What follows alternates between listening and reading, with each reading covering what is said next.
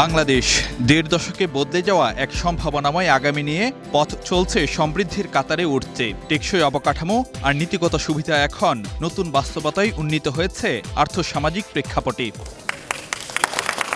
বাংলাদেশ বর্তমানে বিশ্বের ৩৩তম বড় অর্থনীতির দেশ। ২০৩০ সালের মধ্যে লক্ষ্য এই সূচকে ২৪তম অবস্থান অর্জনের। বদলে যাওয়া এই বিনিয়োগ ক্ষেত্র সম্পর্কে চীনা ব্যবসায়ীদের আকৃষ্ট করতে এবার সম্মেলনে অংশ নিলেন প্রধানমন্ত্রী শেখ হাসিনা।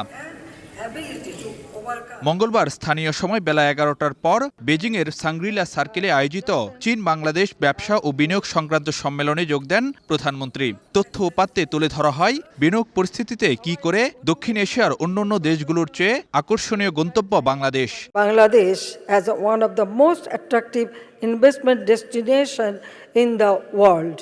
বাংলাদেশ চীনের সঙ্গে রপ্তানি বাণিজ্য আরও সম্প্রসারণ করতে চায় জানিয়ে সরকার প্রধান চীনা বিনিয়োগকারীদের বিভিন্ন খাতে বিনিয়োগের আহ্বান জানান। We welcome investments in our infrastructure, energy, renewable energy and logistics sectors.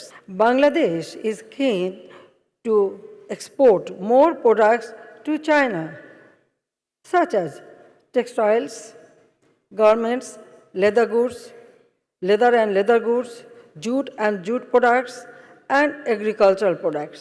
It is time to invest in Bangladesh, and I am confident that with our hands joined together, we can achieve great things.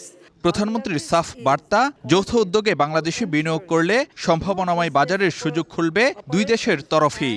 To enhance business cooperation, we encourage the Chinese companies to form joint venture with Bangladeshi firms.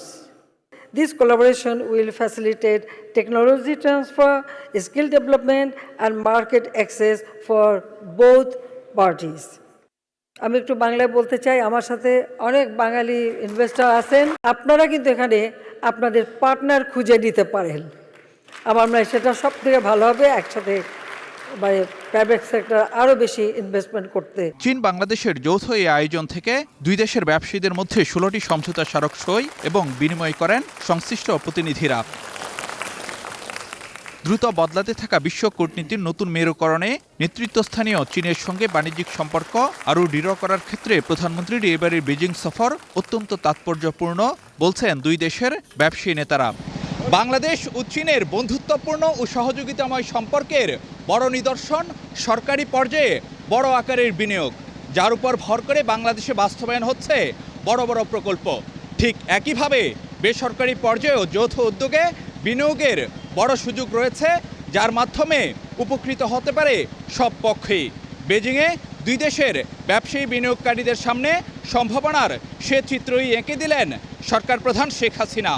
Faruk Villa, Robin, সময় সংবাদ, Beijing, চীন।